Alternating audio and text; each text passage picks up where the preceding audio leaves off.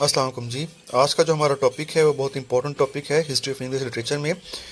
इस टॉपिक का नाम है रोमांटिसिज्म इन लिटरेचर। ये बहुत ही अहम क्वेश्चन है और बार बार पेपर्स में ठीक है ये पूछा जाता है। वो कहते हैं कि जो रोमांटिसिज्म है was an artistic and intellectual movement. Romanticism बुनियादी तौर पर एक ऐसी तहरीक थी ठीक है जो रोमांटिक आइडियाज़ पर बेस करती थी और इंटेलेक्चुअल यहाँ पर काफ़ी ज़्यादा लोग थे जो इमर्ज हुई लेट 18th सेंचुरी में और ये फ्लोरिश हुई ठीक है पूरे के पूरे क्या है कि 19th सेंचुरी में। और ये फैली ख़ास तौर पर बुनियादी तौर पर प्रीमायरली इन यूरोप। तो ये यूरोप की एक समझ लें क्या मूवमेंट है जो 18th सेंचुरी में फ्लोरिश हुई और पूरी की पूरी 19th सेंचुरी में ये फैल गई और ये बहुत ही अहम लिटरेचर की एक मूवमेंट है जिससे लिटरेरी फेज़ गुजरा है।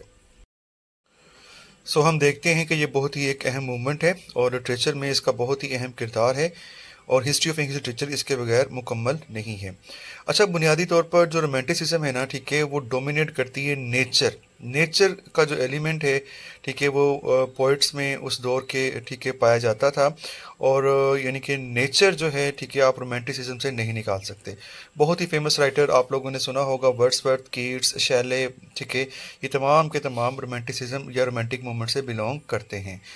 तो इसमें याद रखें कि नेचर का अहम किरदार जो है वो बहुत ही ज़्यादा इम्पोर्टेंट है। वो कहते हैं it rose as a reaction against the rationalism of the enlightenment. यानी कि उस दौर में ये जो मूवमेंट आई थी ना ये वो लोग जो रीज़न एंड लॉजिक पर बिलीव करते थे और जो इंडस्ट्रियल रेवोल्यूशन पर बिलीव करते थे उनके क्या हैं कि रिएक्शन के तौर पर ये मूवमेंट सामने आई। उस मूवमेंट का नाम क्लासिसिज्म था। अच्छा, और ये जो मूवमेंट है ये स्ट्रेस देती है, एम्फसाइज करती है इमोशंस पर, नेचर पर और इंडिविजुअल का मतलब क्या होता है कि एक पोइट या एक राइटर की जो एक इनफरादी हैसियत है उस पर जोर देती है, उसके आइडियाज़ पर जोर देती है। तो ये एक ऐसी मूवमेंट है जिसमें इमोशंस, पोइट के इमोशंस को, नेचर को और इंडिविजुअलिज्म को इम्पोर्टेंस दी जाती है। अच्छा, इस रोमांटिक जो मूवमेंट है, रोमांटिक जो एज है, इसमें सबसे इम्पोर्टेंट जो राइटर्स हैं वो रोमांटिक राइटर्स यानी कि वो जो उनकी एसोसिएशन पोइट्री के साथ थी। तो आप ये कह सकते हैं कि रोमांटिसिज्म में सबसे ज़्यादा इम्पोर्टेंट जो लिटरेरी जॉनरा था वो पोइट्री था और बहुत ही ग्रेट किस्म के जो पोइट्स हैं ठीक है और पोइट्री जो है वो इस दौर में प्रोड्यूस हुई। और ये एक नहायत ही अहम एस्पेक्ट है, नहायत ही अहम क्वेश्चन है ठीक है कि रोमांटिसिज्म को हम पढ़ेंगे बुनियादी तौर पर पोइट्री के पर्सपेक्टिव में। हम देख चुके हैं कि सबसे अहम जो चीज़ है वो पोइट्री है और इसी लिहाज से हम इसको, इसके जो इम्पोर्टेंट राइटर्स हैं इसी पर्सपेक्टिव से हम पढ़ेंगे। तो सबसे पहले हम मोस्ट इम्पोर्टेंट पोइट्स के बारे में जान लेते हैं जो रोमांटिक यानी कि रोमांटिसिज्म में हमें मिलते हैं। पहला जो ग्रुप है पोइट्स का उनको लेक पोइट्स कहा जाता है और ये फर्स्ट जनरेशन इनको पोइट्स भी कहा जाता है ठीक है। ये फर्स्ट जनरेशन है रोमांटिक पोइट्स की और ये बहुत ही अहम राइटर्स हैं, बहुत अहम पोइट्स हैं और इनकी जो खिदमात हैं वो यानी कि आप उनको आप अवॉइड नहीं कर सकते। आपको मस्ट एडमिट करना पड़ेगा कि उन्होंने बहुत ज़्यादा सर्विसेज दी हैं पोइट्री में। सबसे बड़ा नाम, सबसे बड़ा नाम, अहम नाम वो वर्ड्सवर्थ का है। वर्ड्सवर्थ की बात हो, रोमांटिक पोइट्री की बात हो और वर्ड्सवर्थ की बात ना हो, ऐसा नहीं हो सकता। जो स्टेटस शेक्सपियर का ड्रामे में है वही रोमांटिक पोइट्री में विलियम वर्ड्सवर्थ का है। दूसरा नाम भी बहुत अहम है, इस बंदे ने स्पिरिचुअलिज्म पर ठीक है काफ़ी काम किया है, सैमुअल टेलर कॉलरिज है। उसके बाद रॉबर्ट साउथे बहुत अहम नाम है। इन लोगों ने बहुत ज़्यादा सर्विसेज दी हैं ठीक है जहाँ तक क्या है कि रोमांटिक पोइट्री का ताल्लुक है। अब हम इनको एक एक करके हम स्टार्ट करते हैं। उससे पहले ठीक है दूसरा एक देख लें आप ग्रुप है ठीक है पोइट्स का जिनको यंगर या सेकंड जनरेशन रोमांटिक पोइट्स का नाम दिया गया है और इनमें भी काफ़ी अहम राइटर्स हैं। इनमें भी बहुत ज़बरदस्त किस्म के राइटर्स आपको देखने को मिलेंगे और ये जो यंगर सेकंड जनरेशन है इनका भी बहुत ज़्यादा इम्पैक्ट है ठीक है रोमांटिसिज्म में, क्योंकि इन्होंने नहायत ज़बरदस्त शानदार किस्म के काम किए हैं। पहला बहुत बड़ा नाम जो है वो लॉर्ड बायरन का है ठीक है। उसके बाद पर्सी बायसे शैले एक बहुत ही अहम नाम है ठीक है और इसने भी रेवोल्यूशनरी पोएट भी इसको कहा जाता है। उसके बाद सबसे जो अहम नाम है कीट्स का। कीट्स इन तीनों में सबसे ज़्यादा इम्पोर्टेंस का हामिल है। ये बहुत बड़े बड़े नाम हैं जिन्होंने क्या है कि रोमांटिक जो पोइट्री है उनकी सर्विस की है ठीक है और उनमें बहुत ज़्यादा एडिशन किया है और पोइट्री को एक डिस्टिंक्टिव प्लेस दी है। अच्छा, इनसे पहले ना ठीक है चौसर है ठीक है? वो उसके बाद जो सबसे इम्पोर्टेंट राइटर्स आते हैं ना, वो ये वाले राइटर्स आते हैं। चलिए, अब हम कुछ कैरेक्टरिस्टिक्स इस रोमांटिसिज्म की पढ़ लेते हैं, ठीक है? ताकि मज़ीद हमारी जो है चीज़ें आसान हो जाए, वाज़िह हो जाएँ।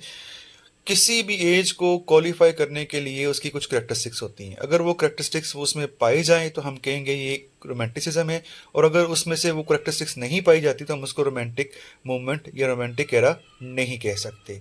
तो इसमें कुछ कैरेक्टरिस्टिक्स को हम देखेंगे, वो कौन-कौन सी हैं। सबसे पहले जो रोमांटिक पोएट्स थे ना, ठीक है, वो इमोशंस पर ज़ोर देते थे, अपने पर्सनल एक्सपीरियंसेस पर ज़ोर देते थे। अच्छा, इमेजिनेशन बहुत इंपॉर्टेंट एलिमेंट है। इमेजिनेशन वेरी इंपॉर्टेंट, ठीक है? अगर आप वर्ड्सवर्थ को पढ़ो तो वो इमेजिनेटिव वर्ल्ड में घूम फिर रहा होता है, ठीक है? इमेजिनेशन से खुशी महसूस होती है। सो पहला पॉइंट क्या है कि वो इमोशंस पर जोर देते हैं और इमेजिनेशन पर जोर देते हैं, और ये नहायत ही अहम एस्पेक्ट है, ठीक है? कि जो पोइट्स हैं वो अपने पर्सनल इमोशंस और पर्सनल इमेजिनेशन की बुनियाद पर शायरी लिखते हैं। सेकंड जो है वो फोकस करते हैं नेचर पर। अच्छा, नेचर उनके लिए एक टीचर है। वर्ड्सवर्थ के लिए नेचर एक टीचर है जो टीच करती है, उसे समझाती है तुमने क्या लिखना है, कैसे लिखना है, क्यों लिखना है। उसके बाद जो थर्ड इम्पोर्टेंट यानी कि क्या है कि जो हमें उन पोइट्स में मिलेगा, वो लोनलीनेस और आइसोलेशन का एक एलिमेंट हमें मिलेगा उनमें। वो हम देखते हैं कि डैफोडिल्स की पोइम अगर आप वर्ड्सवर्थ की देखो तो वो एक अलोन फिगर होता है, ठीक है? लोनली होता है और वो पहाड़ों में, जंगलों में घूम फिर रहा है, नेचर से लुत्फ उठा रहा है अपने आप को, ठीक है? क्या है, नेचर के अंदर समो रहा है, ठीक है? नेचर से इंस्पायरेशन हासिल कर रहा है अपने लिए, अपनी पोइट्री के लिए। तो लोनलीनेस बहुत अहम है। उसके बाद क्या है कि ये लोग जो हैं वो सेलिब्रेट करते हैं इंडिविजुअलिज्म की। अच्छा, ये जो क्लासिक्सिज्म इसके अगेंस्ट मूवमेंट है ना, ठीक है, वो इंडिविजुअलिज्म को सेलिब्रेट नहीं करते। यहाँ पर पोइट्स अपने इंडिविजुअल थॉट्स को सेलिब्रेट करते हैं, ठीक है, वर्सेस में लिखते हैं।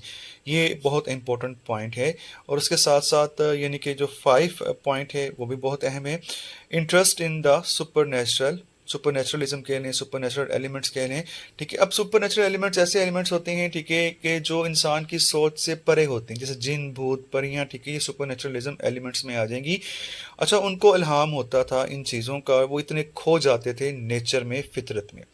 उसके बाद जो हमारा छठा पॉइंट है, ठीक है, वो भी बहुत अहम है, ठीक है? वो लोग फोकस करते हैं, ठीक है, किस में, ठीक है, कॉमन मैन को।